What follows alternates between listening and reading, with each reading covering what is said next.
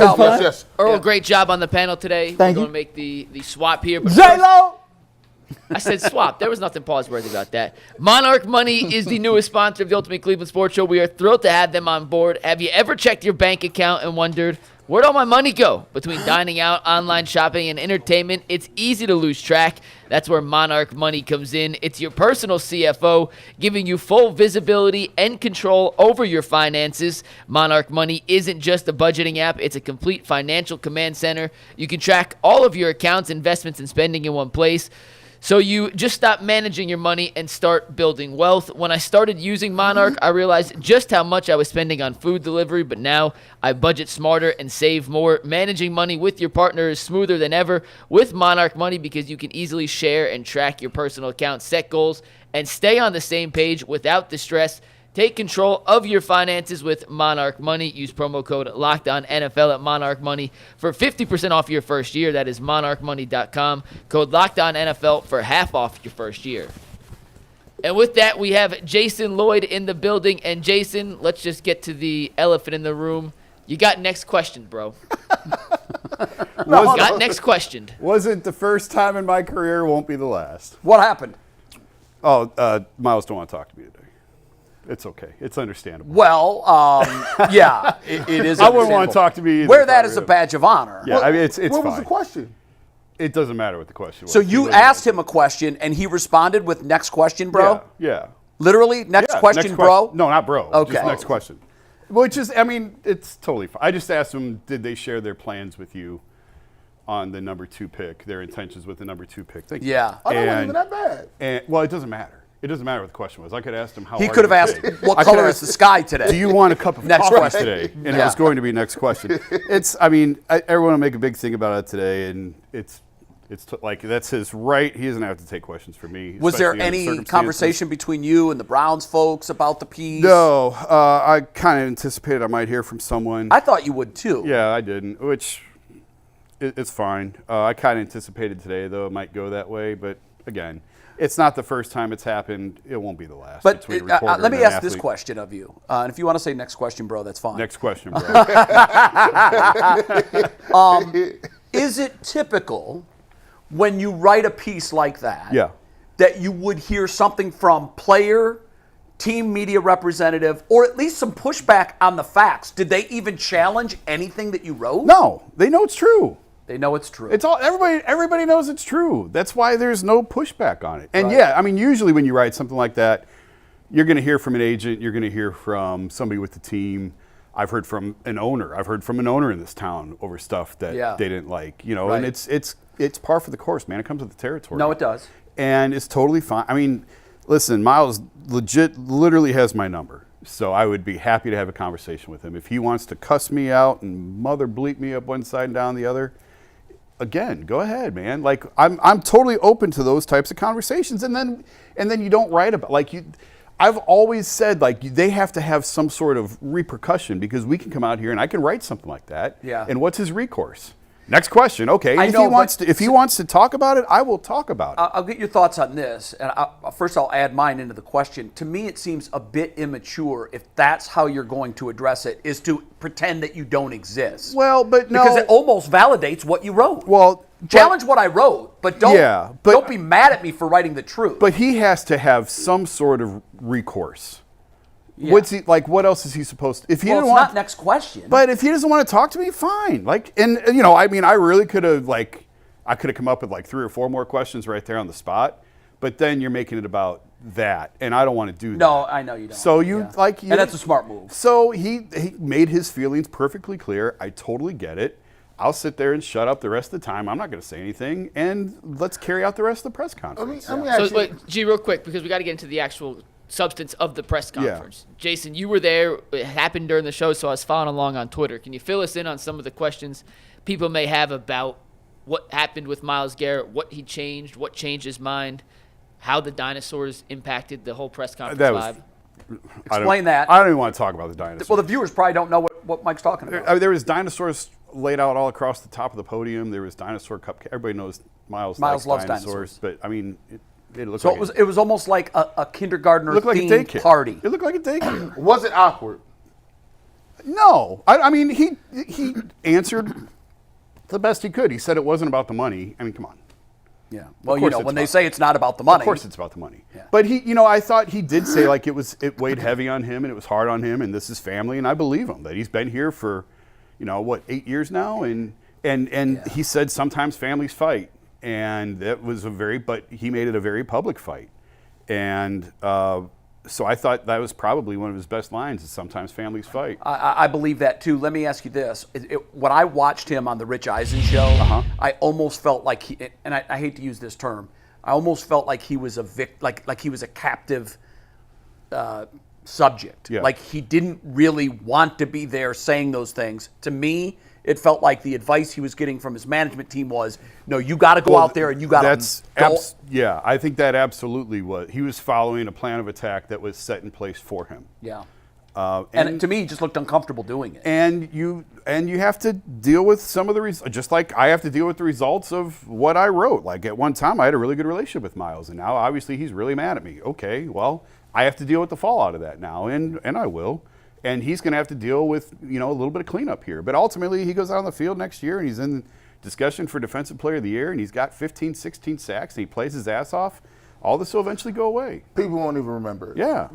Like, at the end of the day, I think the big thing is the Browns are better with Myles Garrett. He's a great football player. Like, at the end of the day, I think that when you look at it, you know, when he goes out there and he plays well, he gets his sacks, you'll look back at this and say, oh, remember when, you know, no, nobody will remember that. We got the shortest memory span in the world. Just win. I said yesterday, he is a generational player.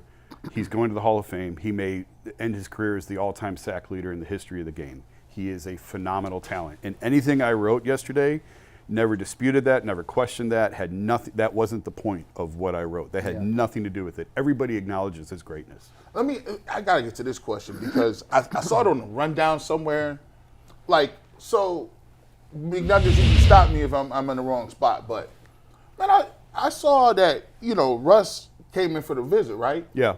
The two people that was recruiting him was Myles Garrett and Deshaun Watson. Well, I think Deshaun just happened to be in the building. Okay. He wasn't part of the... Okay, I was like, that is some awkward... how did that really go down? I heard that too. I had heard he was in the building working, but had nothing to do with the recruitment. It's a big building. Okay. There's a lot of rooms. Yeah. But Myles was part of the recruitment for Russ, and he was asked about it today, and he said he thought he went well, and said, what was your pitch to him? And he said, I won't take you down 3 or 4 times a year, which was a pretty good line off the cuff.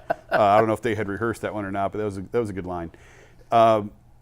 You know, I think it is a bit of an awkward sell for him now to come in and try and tell someone else how great it is to play here when you just got done setting fire to the building for the last 3 months. Yeah, it's hard. Yeah. So if you're Russell Wilson or if you're anybody, how do you look across the table from him and say, how can I believe anything that you're saying right now? Yeah. And again, we're just having an honest conversation. Like, this is just honesty here. No, and you're absolutely right. I thought the same thing. I thought, how do you now turn to Myles Garrett and ask him to be the salesman for your program when he was going on and doing interviews during Super Bowl week when everyone was watching saying, I can no longer play there. It's a dumpster fire. Yeah.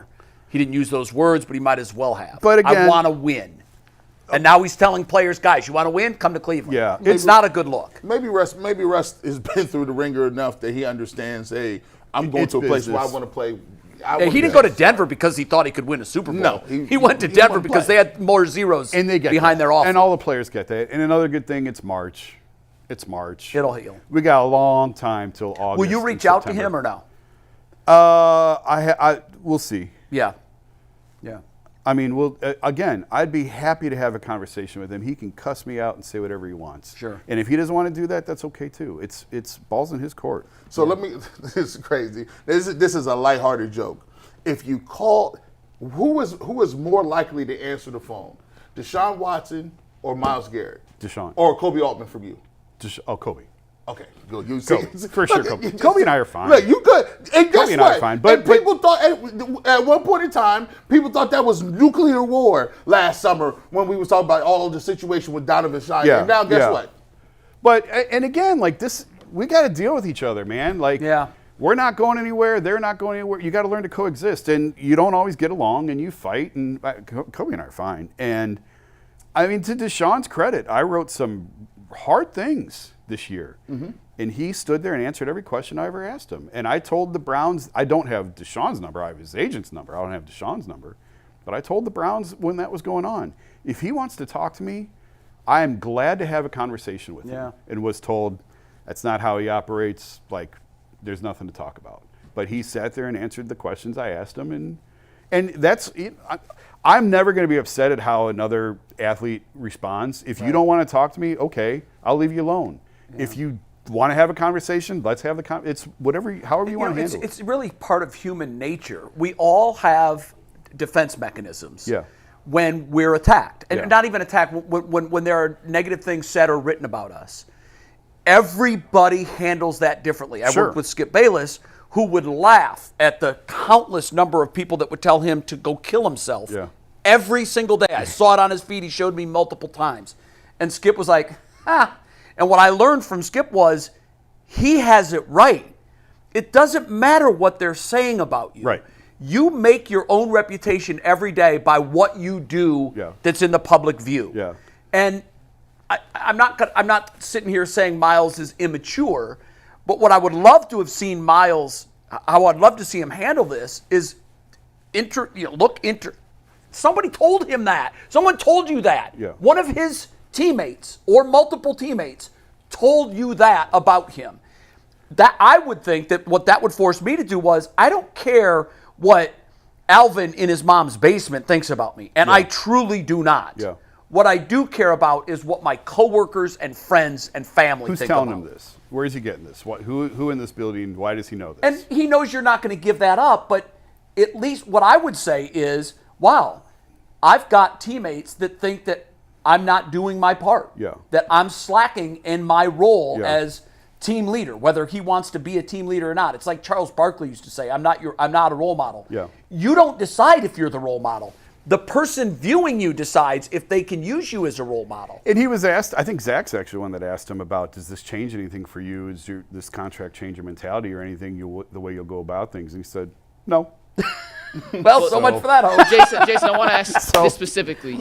You know I love you, Jason, but this has been a lot about the you, Myles thing. Let's talk about what Myles actually said. We got 2 minutes for a super chat, so can you fill us in on some of the other stuff Myles said in regards to his belief in the future with the team, what changed, those conversations with Andrew Berry, always winning a championship? Fill us in 2 minutes on some of the other details from what Myles Garrett said. He said that when he was denied the conversation with Jimmy, it opened up more conversations with Andrew and ultimately led to this deal. And he said it's going to take a lot of work, and he's willing to put in the work and do whatever it takes to get this thing to that level, to that championship level. And I mean, obviously there was some awkward moments. I don't think the day was awkward at all. I think there were some awkward moments and some awkward questions of like, hey, you went out and trashed him for 2 months. Now, how do you walk this back? And again, like I thought his best line was, sometimes families fight. And he said he wants to finish his career here now. Certainly that's well on its way to happening with this contract. He will obviously, I think, play a number of years if he stays healthy beyond this current deal. But I did want to ask him about the no trade, why the no trade was important to him, but I just let it go after the. Was Stefanski, Barry, or any front office members there with No, him? not in the room. JW was there. Jimmy's son-in-law, JW, was in the room. His agent, Nicole, was in the room off to the side. And after it was over, Nicole got on the podium with them and posed for pictures after negotiating that deal. As they should. I don't blame her. I guess. Final question, because I know we have super chats. What was your biggest takeaway from anything that he said today? Nothing overwhelming. It kind of went how I expected it to go, so I don't think that there was any jarring thing. He said he's committed to being here, and he wants to bring a championship here. Damn.